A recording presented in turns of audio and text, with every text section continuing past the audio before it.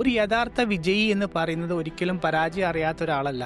പകരം പരാജയം അറിഞ്ഞിട്ട് പോലും അതിൽ നിന്നും എങ്ങനെ കരകയറാം എന്നുള്ളത് അറിയുന്ന ഒരാളാണ് യഥാർത്ഥ വിജയി എന്ന് പറയുന്നത്. അങ്ങനത്തെ ആൾക്കാർ മാത്രമേ യഥാർത്ഥമായിട്ടും വിജയിക്കുകയുള്ളൂ. ഇന്ന് ലയണൽ മെസ്സി നമുക്ക് കാണിച്ചു തന്നതും അത് തന്നെയാണ്. ഒരു പെനാൽറ്റി മിസ്സാക്കിയിട്ട് പോലും, അത്രയും വേൾഡ് കപ്പിൽ ഒരു പ്രധാന മാച്ച്, ജയിക്കേണ്ട ഒരു മാച്ച് പെനാൽറ്റി മിസ്സാക്കിയിട്ട് പോലും അതിൽ നിന്നും പതറാതെ ഇന്ന് 2 ഗോൾ അടിച്ച് അർജന്റീനയെ റൗണ്ട് ഓഫ് 32 വിജയിപ്പിച്ച ലയണൽ മെസ്സി. അതുകൊണ്ട് തന്നെയാണ് നമ്മൾ പറയുന്നതാണ് എപ്പോഴും നമുക്ക് ഇത്രയും ഇഷ്ടമുള്ള ഒരു പ്ലെയർ, നമ്മൾ ഗോട്ട് എന്ന് പറയുന്ന ഒരു പ്ലെയർ, അദ്ദേഹം ഇങ്ങനെ കാണിച്ചില്ലെങ്കിൽ പിന്നെ വേറെ ആരെയും കാണിക്കാനല്ലേ. എന്തായാലും ഇന്നത്തെ 2 ഗോളോട് കൂടിയിട്ട് ലയണൽ മെസ്സിയാണ് വേൾഡ് കപ്പിൽ ഏറ്റവും കൂടുതൽ ഗോൾ അടിക്കുന്ന താരം എന്ന് പറയുന്നത്.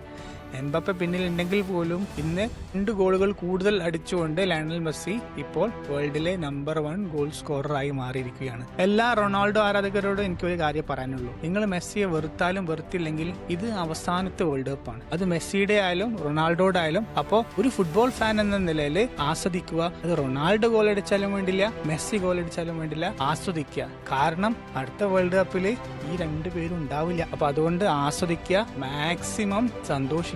അത് റെഡ് കാർഡ് ആണെന്നോ അല്ലെങ്കിൽ ഫൗൾ ആണെന്നോ അല്ലെങ്കിൽ അത് പെനാൽറ്റി കിട്ടിയെന്നോ അല്ലെങ്കിൽ റിഗ്ഡ് വേൾഡ് കപ്പ് ആണെന്നും പറയാണ്ട് എൻജോയ് ചെയ്യും മക്കളെ, പ്ലീസ്. ഇനി കാണാൻ പറ്റുള്ളതൊന്നും. അതുകൊണ്ട് എൻജോയ് ചെയ്യുക, സന്തോഷിക്കുക. അപ്പോൾ അർജന്റീന ഇനിയും ഒരുപാട് മുന്നോട്ട് പോകട്ടെ എന്ന് ഞാൻ ആശംസിക്കുന്നു. അതുപോലെ തന്നെ പോർച്ചുഗലും സ്പെയിനും ഫ്രാൻസും എല്ലാവരും മുന്നിൽ പോകട്ടെ.